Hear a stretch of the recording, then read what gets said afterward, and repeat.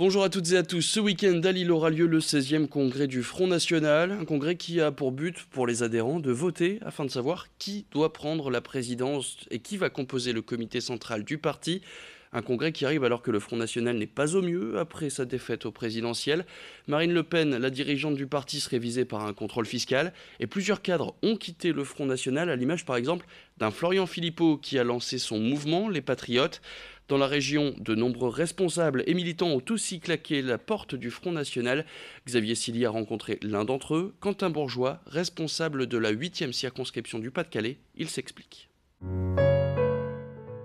À Saint-Omer, Quentin Bourgeois militait avec ferveur pour le Front National, un engagement qui l'a mené à devenir en 2008 responsable du parti pour la 8e circonscription du Pas-de-Calais.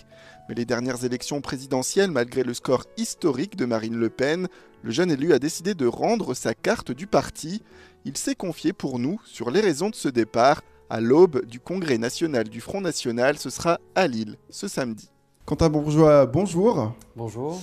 Vous êtes conseiller municipal au sein de la commune de Saint-Omer. Vous venez de remettre votre démission au Front National. Pourquoi ? Donc j'ai décidé de remettre ma démission en début de mois. J'ai préféré ne pas attendre le congrès parce que pour moi le congrès est aussi une forme de mascarade. Malheureusement, Marine Le Pen n'a pas souhaité avoir d'autres candidats face à elle, ce qui est dommage parce qu'on aurait pu avoir un vrai débat entre différents candidats au sein du mouvement, puisqu'il y a quand même différentes tendances qui peuvent se dégager.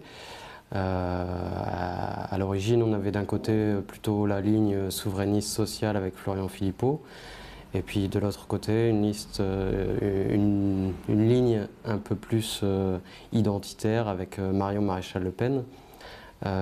Ces deux figures du parti ont quitté le mouvement, malheureusement. Et aujourd'hui, personne d'autre n'est là pour incarner une vraie ligne politique. Et malheureusement, Marine Le Pen est dans une ligne un petit peu... c'est un peu un navire sans gouvernail. Et aujourd'hui, les cadres du Front ne font que parler d'immigration.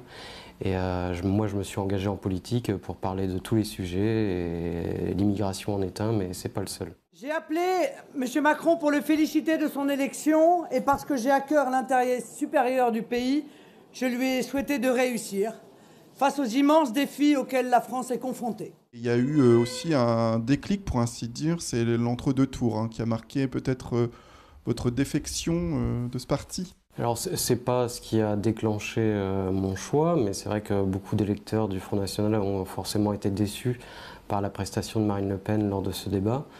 J'allais dire, les 5 premières minutes d'introduction, elle était tranchante et c'était une bonne chose. Par contre, derrière, elle n'a pas su expliquer notamment les problématiques de l'euro. Puisque naturellement Nicolas Dupont-Aignan nous avait rejoint et donc il fallait modifier quelque peu le discours sur l'euro. Elle n'a pas su l'expliquer correctement et puis elle était beaucoup trop dans l'invective face à Emmanuel Macron, malheureusement. Qu'est-ce que vous avez ressenti à ce moment-là quand on se dit voilà, je rends ma carte, c'est fini pour moi avec le Front National?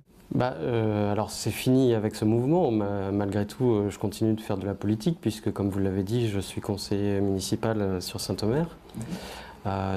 J'ai décidé de concentrer en fait mon action politique sur les aspects locaux en me défaisant des problématiques nationales. Est-ce qu'il y a des réflexions qui se font, des gens qui viennent vous voir suite à cette action d'avoir démissionné du Front National ? Si vous voulez, aujourd'hui, j'ai fait une première réunion avec notamment des gens qui étaient plutôt cartés ou proches du Front National. Et tous ceux qui sont venus à cette réunion ont souhaité continuer à me soutenir dans cette action de terrain.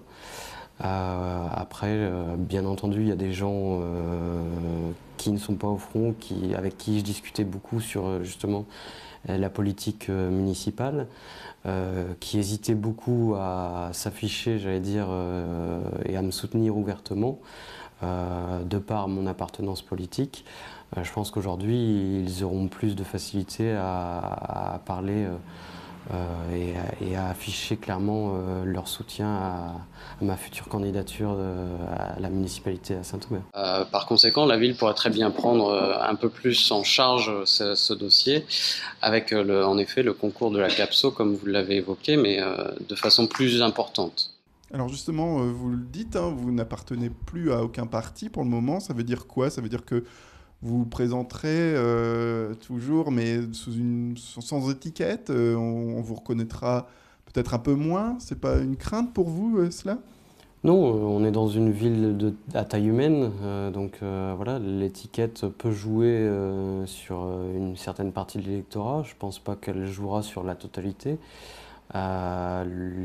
L'étiquette Front National a des avantages et a aussi beaucoup d'inconvénients, surtout dans une ville comme Saint-Omer où justement les problématiques d'immigration ne sont pas aussi importantes qu'à Calais par exemple.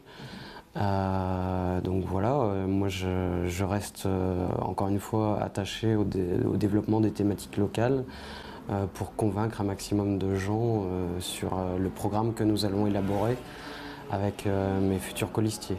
Dernière question, est-ce que, enfin, vous le disiez, il n'y a plus de partis qui vous tentent aujourd'hui. Est-ce que néanmoins, on a pu peut-être voir sur Twitter un certain attachement à Nicolas Dupont-Aignan? Est-ce que c'est pas un parti Oui, vers lequel vous pourriez tendre clairement, le Front National partage des idées politiques avec Debout la France. Voilà, et la position de Nicolas Dupont-Aignan d'ouverture, puisqu'il discute avec Jean-Frédéric Poisson et puis Emmanuel Ménard, voilà, dans cette dynamique-là, ça aussi c'est une démarche qui est intéressante.